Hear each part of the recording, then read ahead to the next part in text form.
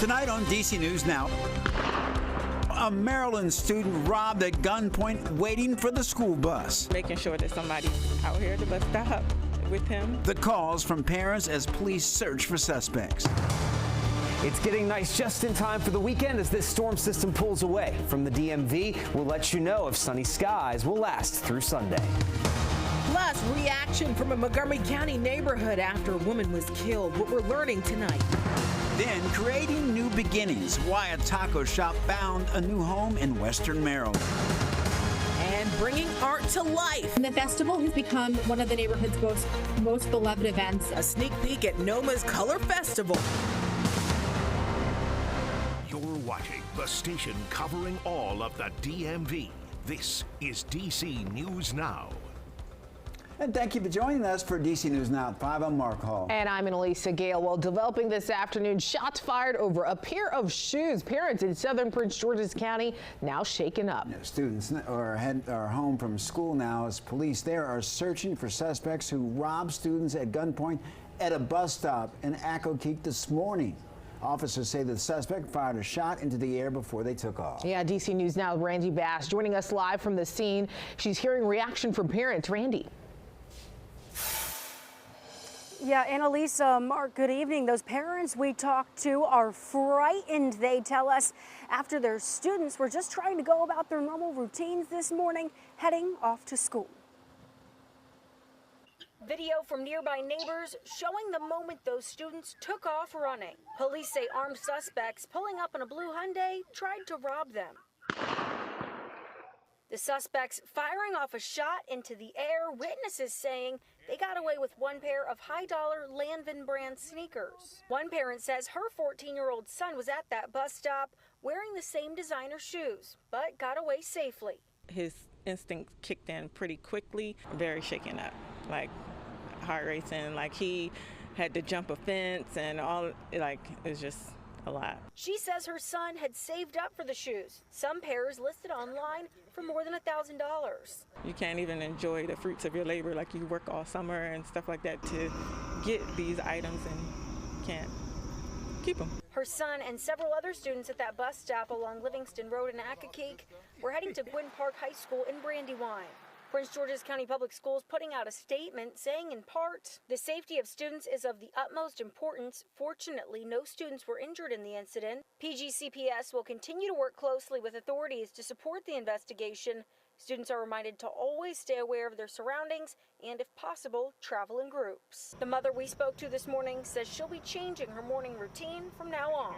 Making sure that somebody's out here at the bus stop with him. Luckily, her son was unharmed in all of this. He is at home resting right now. She tells us at this point, though, police, are still searching for suspects in the case. Anybody with any information at all is urged to get in touch with Prince George's County Police. Live in Accokeek, I'm Randy Bass, DC News Now. Randy, thank you. DC police are investigating an anonymous threat directed at local high schools, and MPD says that while they're taking it seriously, they do not believe that there is an immediate danger to students or staff. The alleged threat prompted heavy police presence at schools across D.C., including the KIPP D.C. Legacy School in Northeast. MPD says it all stemmed from a video circulating on social media. In a letter sent home to families, D.C. Public Schools says the safety of our students is paramount. Now, the school district is once again asking families to speak with their children and encourage them to report any information they may have. KIPP schools with the same sentiment, saying in part that the safety of our students and staff and community remains our top priority. A live look outside at the Washington Monument. I see some clouds, but I also see the sun is shining. Yes, it's a beautiful day on this Thursday. Turning over to meteorologist Damon Matson with a check on our forecast now. Damon, how's it looking for the rest of the evening? We'll keep these improvements going. I think that's the theme here as we go about the rest of this Thursday. Yes, folks, finally, the pesky storm system that's still lingering nearby, but it's far enough away now that we're finally getting not just some drier weather. The rainfall has has been extremely scarce throughout the day, as we only had a couple of spotty showers across northern Virginia. And then as you went over toward the mountains of West Virginia, you saw a little bit more of that rain lingering about. But the rest of us, no soggy weather to speak of. And then on top of that, the only other thing we needed to clear out was the clouds. Now, we still do have some more overcast sky across portions of northern Virginia, even back toward Frederick, Montgomery counties here in this dark blue and white on the satellite loop. But where we don't see that white and blue color, some clearing taking place along the I-95 corridor near the district and even all the way out toward Cumberland at this hour. The clouds are starting to break up finally, and we are soaking up a little bit of that well-deserved evening sunshine. So it's going to be a beautiful one moving ahead. Those of us that made it into the 80s will be cooling off into the 70s, and we are expecting some slightly cooler conditions tonight because those clouds will continue to break up. Now, how long can we keep this streak of more clear skies going? Does it last into the upcoming weekend? We'll have that answer in your full forecast coming up here in just a bit. All right, Damon, thank you. The container ship that caused the deadly collapse of Baltimore's Key Bridge is on its way to China. The Dally ship left the port of Virginia today and had been in Norfolk since June 10th to undergo repairs. The U.S. Coast Guard says that the Dally is being pulled by tugboats and Coast Guard crews. The news comes a day after the Department of Justice sued the owner and operator of the ship, accusing them of cutting corners on repairs before the deadly crash.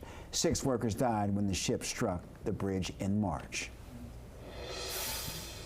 Well, developing tonight in Maryland, Montgomery County police are trying to figure out how an 18-year-old woman died at a Montgomery Village home Wednesday. DC News Now's Kevon Dupree covers Montgomery County for us. He has the latest on the homicide investigation. Police say an 18-year-old was found dead here at a home along Calypso Place.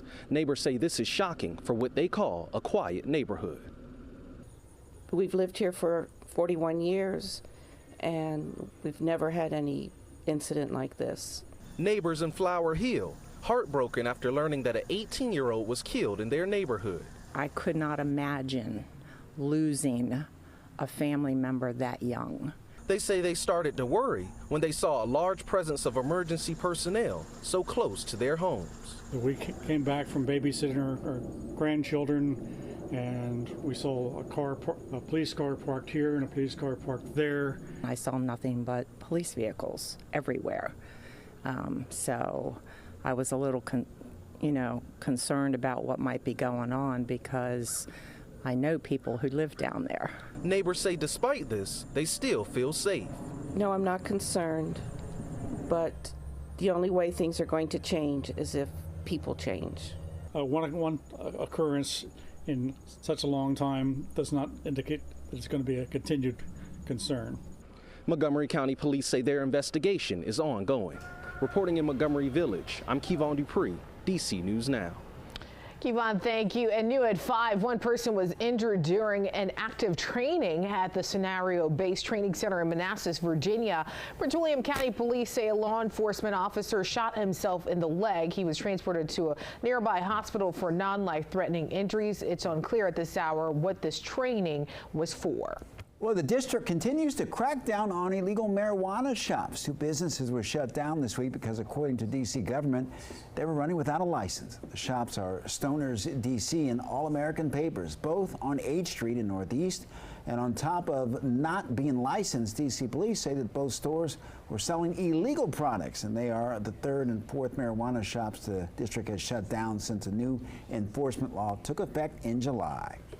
Meantime, on the move, Metro just passed a major milestone when it comes to addressing riders who skip out on fares. You'll now notice every Metro station, that's 98 of them, has those tall fare gates that work to prevent riders from jumping over. These ones at Judiciary Square were the last to be installed. Also, right now, the Frederick County Council voting to change their ambulance transport fees. The council approved raising transport fees by 12%. The director of the county's Division of Fire and Rescue Services, Tim Coe, says the increase is needed because of the increase in expenses and demand of service. That means basic life support will go from $425 to $470. Advanced life support will go from $600 to $652. Plus, the per mile transport fee will be going up by $1 to $11. We project that would result in about a 10% increase in EMS billing income, which will lessen the burden on the taxpayers to continue to maintain our high quality, high performance emergency medical services system. The fee increase will take effect starting January 1st. Well, the AFI Latin American Film Festival kicks off tonight with a screening by a well-known Mexican filmmaker. The annual festival takes place at the AFI Silver Theater in Silver Spring, and in entering its 35th year, it will feature 43 films from almost every Latin American country. With the help of several Latin American embassies, organizers tell DC News Now that those films will touch on the topics of diversity, immigration, and endurance. The Latin American Film Festival is all about celebrating the diversity and richness of Latin America. We present films from all countries in the region, including Spain and Portugal. And it goes beyond just like Spanish language films. We have films with indigenous languages. And the Latin American Film Festival runs from September 19th until October 10th. Well, thousands of people will be out in the district for the 8th Street Festival this weekend, and there will be streets shut down. You need to know about the closures that are taking place on Saturday from 4 a.m. until 11 p.m. 8th Street from 3rd until Florida Avenue Northeast will be closed. You won't be able to drive or park along that stretch of road. Police are also shutting down Florida Avenue from Staples to 8th Street, and they say if you live in that area, you will need to plan your routes without crossing 8th Street. And be sure to look out for us this Saturday. You can meet with members of the DC News Now's team. We will be there at a booth, and it's always a great time for us. Oh, it's an amazing time. Well, the Washington Capitol season is quickly approaching. They held their media day today in Arlington, and our Alex Flum sat down one-on-one with the great one, Alex Ovechkin. You probably think back to that moment with the cup and how much you want to do that again. How much do you think about trying to do that again here in Washington before you're done? Yeah, that's going to be something special, but it's harder, most harder thing to do to win a Stanley Cup. So everything have to be on your side. Everything have to be perfect. So I hope we're going to do our best, of course. Alex sitting down with royalty, and be sure to tune in to Game Night 11 for Alex's full one-on-one with Ovi, who is just 42 goals away from becoming the NHL's all-time leading scorer. We'll also have more coverage on Caps Media Day in our 6 p.m. newscast.